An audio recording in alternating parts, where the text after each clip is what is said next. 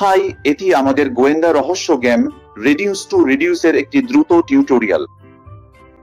এখন এই গেমের আমরা একাধিক ভ্যারিয়েন্ট তৈরি করেছি, যেগুলো ভারতের বিভিন্ন ঐতিহাসিক স্থাপনার উপর ভিত্তি করে।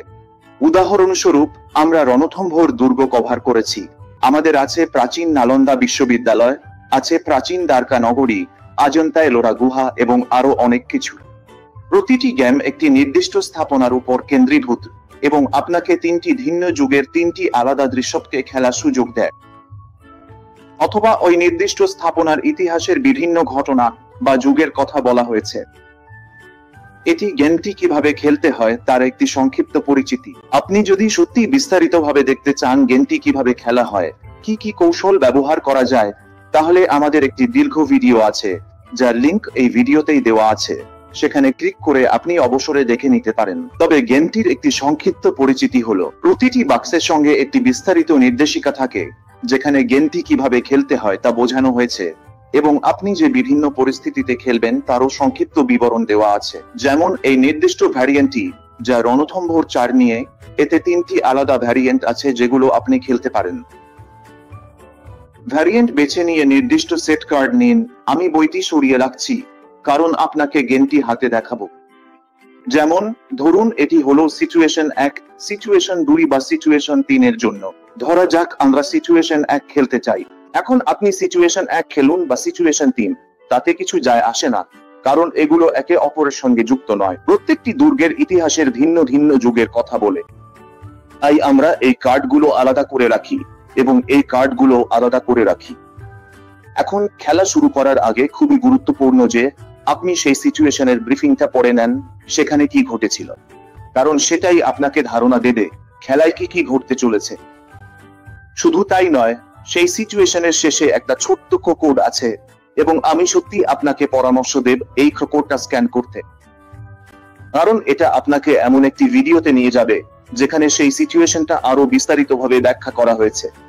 গেমের উদ্দেশ্য খুবই সহজ। আপনি মিলিটারি ক্যাম্প থেকে শুরু করবেন, যা বোর্ডের এই প্রান্তে, এবং আপনাকে পৌঁছাতে হবে বাদল মহলে, অথবা সেই চূড়ান্ত স্থানে যেখানে রাজা হামিরার গুপ্তধন লুকানো আছে। দুর্গের বিভিন্ন অংশ পেরিয়ে যেতে হবে। এই কাজ করার সময় ভিলেন, এই ক্ষেত্রে বাতুক, ওখানে আছে কাউন্টডাউন ক্লকে। এখন আপনি গেমের সহজ, মাঝারি বা কঠিন ভার্সন খেলছেন কিনা তার উপর নির্ভর করে বাতুককে সেই নির্দিষ্ট স্থানে বসাতে হবে। আপনারা দল হিসেবে এগিয়ে গেলে বাতুকও এগিয়ে যায় 0 নম্বরের স্থানে পৌঁছানোর দিকে। এটা বেশ সহজ একটা কনসেপ্ট।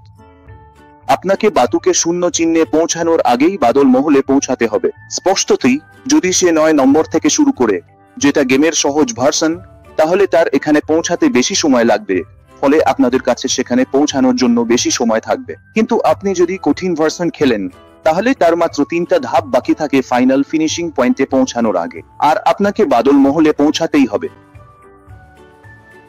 গেমের মূল ভাবনা বা বিভিন্ন পরিস্থিতিতে খেলার উদ্দেশ্য এটাই। বাতুক দুর্গের ইতিহাস, সেখানে সংঘটিত যুদ্ধ, আর আমাদের ইতিহাস গড়ে তোলা বীর ও বীরাঙ্গনাদের নিয়ে নানা গুজব ও মিথ্যা ছড়াচ্ছে। উদাহরণস্বরূপ, প্রথম পরিস্থিতিতে আমরা দেখছি ভাগবত বনাম রজিয়া সুলতানের যুদ্ধ। এখন ভাগবন্ধু ছিলেন রাজপুত রাজা, চাহমানা রাজবংশের, যিনি রণথম্ভোর শাসন করছিলেন, আর রজিয়া সুলতানা, যেমনটা আমরা আমাদের পাঠ্য বইয়ে পড়েছি বা শুনেছি, ছিলেন দিল্লি সুলতানাতের শাসক গোলাম বংশের রানী। আপনি যা জানেন না তা হলো ভাগবন্ধু শেষ পর্যন্ত রজিয়া সুলতানকে পরাজিত করে দুর্গটি পুনরুদ্ধার করেন, যা তার বাবা বীরতমৃষাদ ভাগবন্ধের ভাইপোর কাছ থেকে দখল করেছিলেন। বাতুক ছড়াচ্ছে অদ্ভুত গুজব কিভাবে ভাগবন্ধু প্রতারণা করে দুর্গ দখল করেছিল, আর তোমার কাজ হলো সত্যতা খুঁজে বের করা, যাতে তুমি ওর ছড়ানো গুজবগুলো ভেঙে দিতে পারো। প্রতিবার তুমি ওর গুজব ভাঙো, ওর ছড়ানো গুজবগুলো যাচাই করো, আর ওর মিথ্যে ধরো, তখন তোমরা দল হিসেবে এগিয়ে যাও। কিন্তু যদি তুমি ওকে ধরতে না পারো, তাহলে ও এগিয়ে যায় আর তুমি পিছিয়ে পড়ো।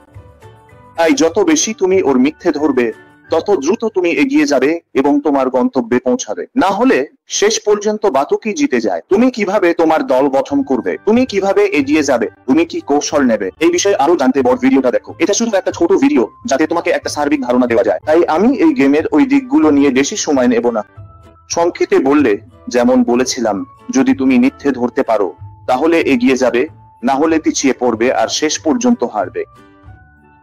কিন্তু একটা জিনিস তুমি নিশ্চিতভাবেই করবে, সেটা হলো আমাদের গৌরবময় ইতিহাস সম্পর্কে সবচেয়ে মজাদার ও আকর্ষণীয় উপায়ে শেখা। শুষ্ক পাঠ্যবইগুলো সরিয়ে রাখো। রিডিউস টু ডিডিউস এমন এক উপায় যার মাধ্যমে তুমি চমকপ্রদ ইতিহাস আমাদের নায়ক নায়িকাদের জানতে পারো, যারা ভারতকে দেশে রূপান্তরিত করেছেন। আশা করি এই গেম খেলতে তোমার মজা হবে, আমাদেরও আনন্দ হয়েছে ডিজাইন করতে। সবগুলো ভার্সন নিয়ে নাও, বারবার খেলে দেখো। বিশ্বাস করো, প্রতিবার খেললে কিছু না কিছু নতুন শেখার ও আবিষ্কারের সুযোগ থাকবে।